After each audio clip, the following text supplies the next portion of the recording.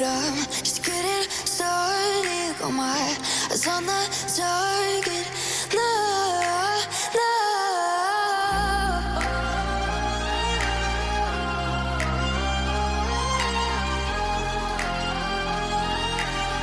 Till the battle's won, till kingdom come.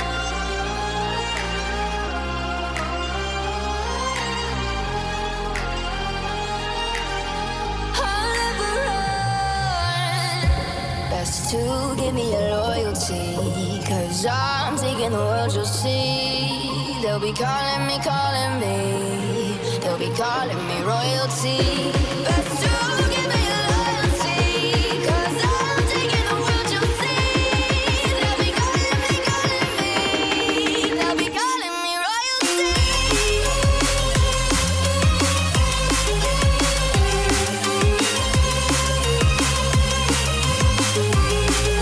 be calling me royalty.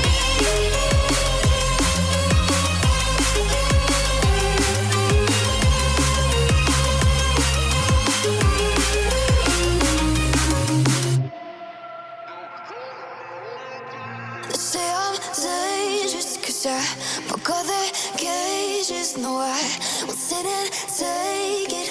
No, no. They left me for dead, I guess I'll never learn. Every time I break, there's just more pain to burn. They'll never, never, never learn.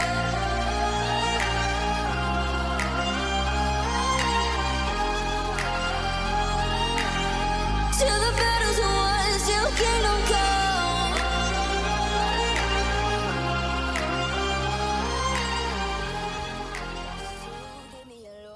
Quero boas assuntos e pissudos, sejam bem-vindos a mais um vídeo aqui no canal Tal de Origem. Hoje estamos aqui para um vídeo de um carro completamente diferente, mas este é mesmo completamente diferente de qualquer carro que eu já tenha trazido aqui ao canal, porque isto é uma geração que não é a minha, não é se calhar de maior parte de vocês, mas é a geração em que havia o verdadeiro tuning, em que havia as verdadeiras modificações e o verdadeiro retalho automóvel. Este carro que vocês estão aqui a ver atrás de mim, a maior parte de vocês, tal como eu, não fazia ideia. Vocês não vão imaginar às vezes a quantidade de detalhe que há em cada coisa feita neste carro, e eu decidi trazer-vos este carro aqui ao canal porque eu lembro-me de quando era miúdo, de todos os meses, ou praticamente todos os meses, ter a Maxi Tuning nas mãos e estar deslumbrado com aquilo, de viver os Underground 2, essas coisas todas.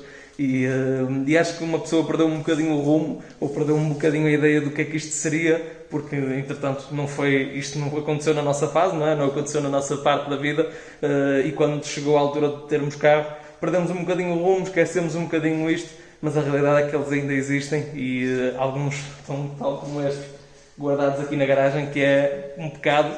Eu fiquei sem o meu 100NX durante quase 2 anos e doeu-me na alma não poder andar com o carro, não poder ir a eventos com o carro, mas isto é muito diferente. Estamos a falar de um carro que está aqui parado desde 2007, 15 anos. São muitos anos aqui parado. Mas tem muita história, tem muita coisa para vos contar e a seguir vou-vos mostrar primeiro os detalhes do carro, uma musiquinha, etc. E depois vamos falar um bocadinho sobre alguma da história deste carro. Não toda, porque está aqui muita história atrás de mim e isso vos garanto eu. Mas vamos falar um bocadinho. Para lá. Atravessou o carro à frente. Mais concretamente, o veículo de 4 rodas.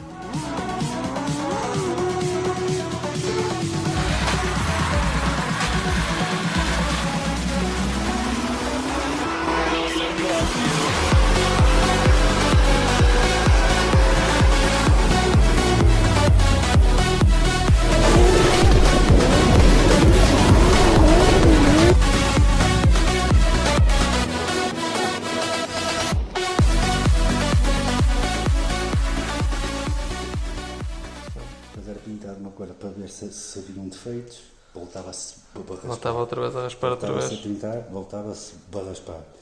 Chegou a pintar de amarelo, para ver como é que ficava a cor do amarelo. Porque depois, quando começas a meter isto tipo de pérolas, qualquer defeito... Vai-se salta. Teve que voltar a pintar todo amarelo, tudo como é que ele ficava. Depois mais massa ali e acolá, voltava a lixar. Voltava a lixar tudo outra vez. Depois Voltar a pintar. Pessoal, isto para vocês perceberem um bocadinho do trabalho que está só atrás da pintura deste carro. Já nem estou a ir ao detalhe de qualquer peça que esteja aqui, estou a falar de uma das coisas principais que mais sobressai quando uma pessoa olha para o carro. E eu aqui na garagem, com a iluminação que temos aqui, não vos consigo mostrar da mesma forma que eu consigo ver, porque eu olho para aqui e se calhar vocês veem amarelo com um brilho branco, mas eu aqui vejo perfeitamente um amarelo com um brilho roxo, rosa, azul. É incrível. A câmera não dá mesmo para passar a imagem da realidade do que está aqui desta pintura. E estamos a falar de uma pintura que foi feita em 2001, é assim, não é, Ricardo? Não me enganei. A pintura foi feita em 2001 e vocês olham para qualquer parte desta pintura. Aqui foi feita. Depois em 2001 saiu com ela à rua, já estava pronto e foi um processo de 6 meses, não é, para fazer a pintura. Por isso, uma pintura que já tem aqui 20 anos e olhem para ela, que ela está melhor do que muitos carros que saem de fábrica, muitos carros novos, muitos carros com menos de 10 anos não têm a pintura como esta pintura está. Incrível mesmo, o nível de detalhe, o nível de pormenor é incrível. A maneira como isto está estimado, pronto, são peças todas feitas, todas uma a uma, são todas inventadas, todas as peças aqui, o Ricardo está-me aqui a mostrar, e qualquer um destes painéis não é um painel de origem com aumentos, são painéis mesmo feitos todos novos, ou seja, ele na altura, como vocês viram naquelas fotos, o carro foi feito todo moldado em espuma e depois é criado um painel inteiro em cima da forma da espuma, a fazer a forma que o Ricardo queria para o carro. É incrível. O facto de ser tudo por moldes, tudo feito e inventado pelo Ricardo é mesmo só incrível, porque hoje em dia eu contra mim falo, porque eu no meu carro, se chego lá, pego no para-choques de origem e meto um lipo ou meto qualquer coisa. Isto não tem nada disso, isto aqui é tudo criado ao pormenor, tudo inventado, tudo incrível mesmo. O Ricardo tem-me aqui a contar a história, por exemplo, do capô em si, porque este capô são duas peças que se usava na altura, assim, certo? Na altura usava-se dois tipos de capôs, principalmente, que é o F50, F40 que me tinha dito, não é? O F50 e o bico d'águia. Exatamente, e o bico d'águia. Isto é a conjugação, o Ricardo o que fez aqui foi a conjugação de dois tipos de capôs, ou seja, havia o capô que fazia, exato, de dois tipos de entradas de ar. Na altura havia este conjunto destas duas aqui, que era o chamado de F40, que vocês veem que faz a mesma forma das entradas de ar que o F40 tem, e o Ricardo teve a ideia de, bem, se tem este espaço aqui no meio, porque é que não podemos aproveitá-lo para pôr o chamado bico d'águia então? E conseguiu criar um capô que mais ninguém tinha e que inclusive depois foi-lhe pedido para fazer em série com os moldes do capô que ele inventou, que ele quis para o carro dele. É mais do que pegar numa peça e fazer do vosso carro um carro único, é inventarem uma peça que vai tornar outros carros únicos. É um nível acima de tudo o que vocês vejam, de tudo o que vocês possam imaginar. Isto era o verdadeiro tuning. O que nós fazemos agora é uma migalha no meio de tudo o que se fazia nesta altura. E por muito que haja pessoas que não gostem, por muito que haja pessoas que não saibam dar valor ou que não tenham vivido esta época, a realidade é que isto foi o início de tudo e foram muito mais além do que a maior parte de nós imagina sequer ir nos nossos carros. Estes carros são a verdadeira razão de que o tuning deveria ser legalizado, porque um carro destes, como é óbvio, um carro que fica à altura que este carro neste momento está no ar, não está pousado no chão, porque este carro fica mesmo super baixo, os para-choques ficam mesmo muito poucos centímetros do chão. E como é óbvio, um carro destes não vai andar aí no meio da cidade a fazer loucuras, aí a puxar, sujeito a atropelar alguém, sujeito a seja o que for. Por isso, porque é que este não há de ser o verdadeiro tuning a ser legalizado? Porque isto acaba por ser uma expressão daquilo que as pessoas gostam, quase uma pintura, quase uma escultura. Isto sim é mesmo o verdadeiro tuning. Não há aqui maldade nenhuma, não há nada que possa incomodar as pessoas. Porque é que não há de ser legal uma coisa destas? Porque é que o Ricardo, se quiser tirar daqui o carro que já está aqui parado nesta garagem há 15 anos, porque é que ele não pode fazê-lo livremente para ir a um evento, para ir a qualquer lado, para ir desfrutar de um dia com um carro que foi ele que criou, uma criação dele? Pá, não faz sentido nenhum uma coisa destas ficar aqui guardada na garagem, porque está aqui muito trabalho, muito investimento que eu nem me passa pela cabeça. Mesmo o Ricardo diz que já perdeu a noção de quanto é que já terá despendido neste carro, porque é tudo feito com gosto, é tudo feito com o princípio de passar as ideias que temos para o carro, e isso não existe hoje em dia, e é uma pena ter que ficar aqui fechado, porque as leis não permitem. Isso é outro ponto que eu quero tocar agora um bocadinho, porque aqui o nosso amigo Ricardo passou por muita coisa para tentar legalizar tudo o que está aqui. Vocês às vezes quando digo vocês não é para insultar ninguém, mas muitas vezes as pessoas vêm com a teoria, mas podes legalizar tudo, existem entidades para legalizar. Não é bem assim que as coisas funcionam, não é assim tão fácil. Estamos a falar, que eu vou tentar deixar-vos aqui a fotografia que o Ricardo comentou no grupo, de uma capa que ele tem assim, enorme, com documentos, montes de documentos que ele andou durante 5 anos a tentar legalizar este carro, a tentar entregar tudo o que lhe pediam. Ele ia tentar legalizar e dizia, mas vais precisar de mais isto, e ele ia e dava-lhes mais isto. Cada vez que ia a uma consulta de MT do que fosse, tinha que pagar por essas consultas para lhe dizerem, não, mas vais precisar de mais isto, mais aquilo, não vai poder ser, não vai dar. E ao fim e ao cabo chegou ao fim com um ultimato para desistir mesmo, uma carta mesmo para, desisto. Eu vou tentar deixar isso aí, posso colocar no vídeo. Vou deixar no vídeo a carta que lhe mandaram, mesmo a deitar abaixo todas as esperanças que ainda houvesse de tentar legalizar o carro. E o que é a realidade é que o Ricardo contou-me aqui uma situação que me fez lembrar um bocadinho a minha quando eu apanhei a inspeção B sem NX há uns tempos, porque praticamente o Ricardo também passou pela mesma situação, de ficar com os documentos apreendidos, e praticamente foi uma situação em que as pessoas ficam a olhar a pensar, será que há algum criminoso que está dentro do carro? Será que está a fazer algum mal? Será que matou alguém e fugiu? Será que há alguma coisa? E não, simplesmente estamos a ser pintados como criminosos por ter gosto nas coisas que têm, por criar algo como o que está aqui, que hoje em dia qualquer um de vocês já viu um carro qualquer com jantes 17 e até 18 e suspensão a ar, qualquer coisa, mas nesta altura, há 20 anos atrás, ou há mais de 20 anos atrás, um Fiat Bravo ter umas jantes 17 com um pneu 235 é qualquer coisa de astronómico. Estamos a falar de que estas jantes não têm espaçadores, estas jantes têm mesmo esta largura, estas jantes são bipartidas, são umas jantes que foram mesmo mandadas fazer pelo Ricardo em Espanha, não é? Isso foi isso que me explicaste, para facejar os painéis que ele próprio criou. É o nível de detalhe que está neste carro, é o quão incrível este carro é.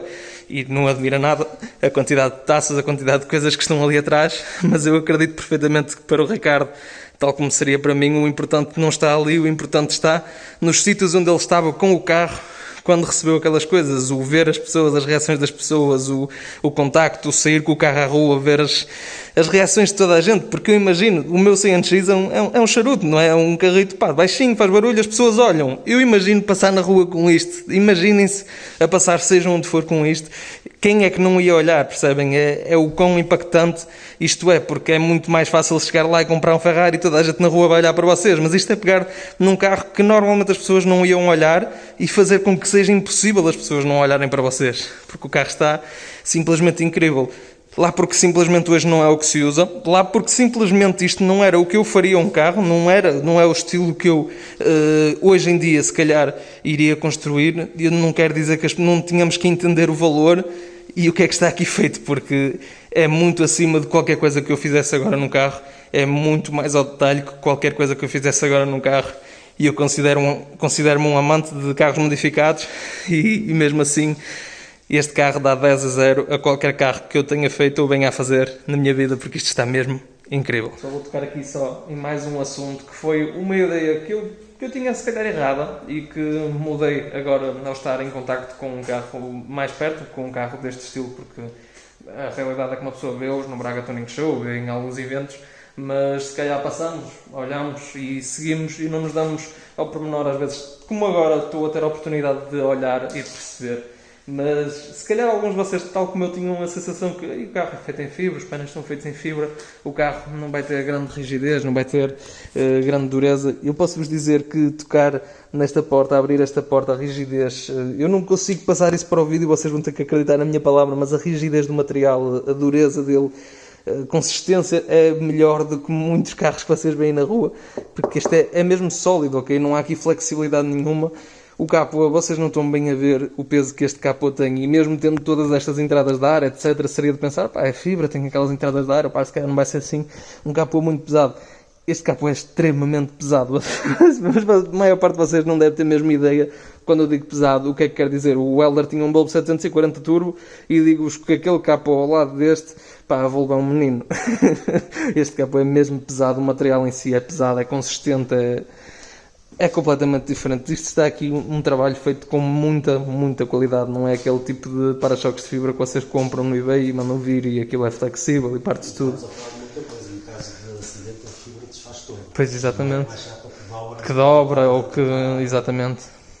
E, aliás, e agora você a falar disso lembrou-me de uma outra situação, que era uma das coisas que lhe pediam para legalizar este carro, era que teria que fazer um teste de impacto com estes para-choques. Estamos a falar de uns para-choques que foi o Ricardo que os criou, que foram feitos, foram criados, não é? Não é uma coisa que chega ali à loja e compra outro par e faz um teste de impacto, não.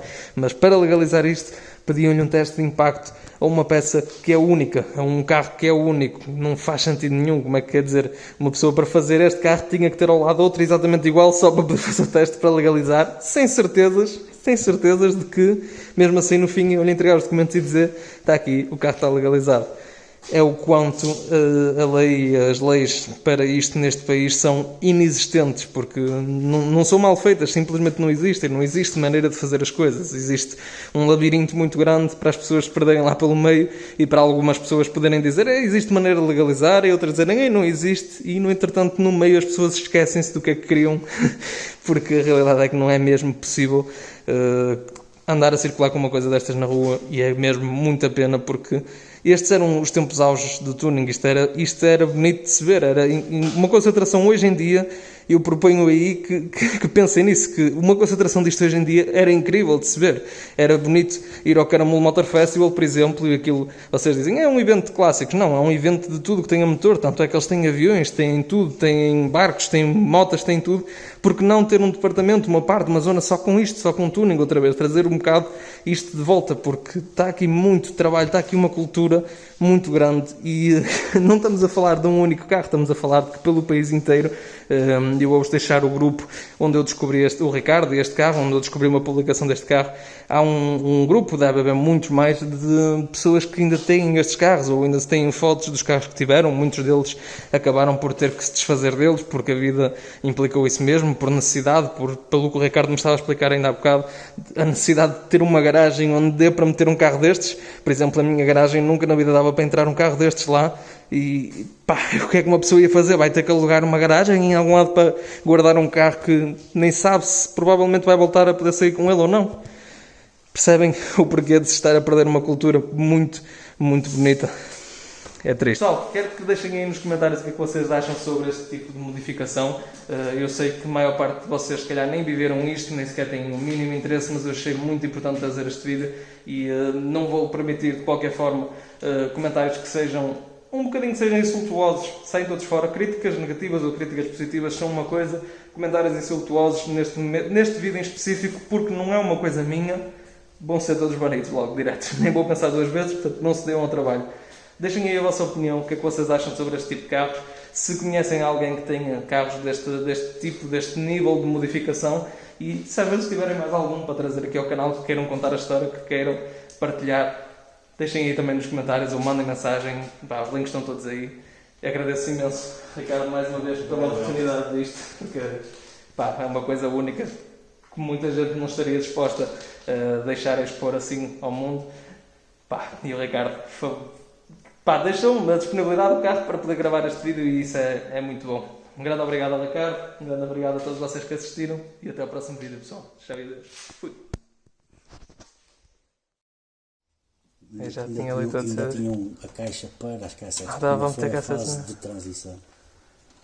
O sítio das cassetes ainda. Ainda dava para meter cassetes na mesma. Com os painéis, e depois tinha a caixa de CD que está escondida debaixo do banco. Debaixo do banco. Onde é que nós íamos buscar as coisas todas? E consegui fazer 144 decibéis nessa altura assim.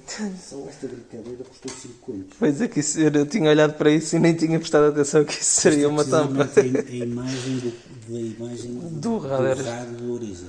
Que situação incrível. Olhei para aí, mas como está escuro, eu peguei o rádio da Origem, nem pensei nesse assunto. Nunca imaginava. Que incrível. Mesmo estando à frente do carro, há pormenores que escapam muito facilmente. Um transformador aí para conseguir para converter a 12. Fora as lâmpadas, tem desde strobos a luz negra, isto é tudo luz negra. Sim, essas... Davam um efeito, principalmente quando nós íamos com roupas brancas.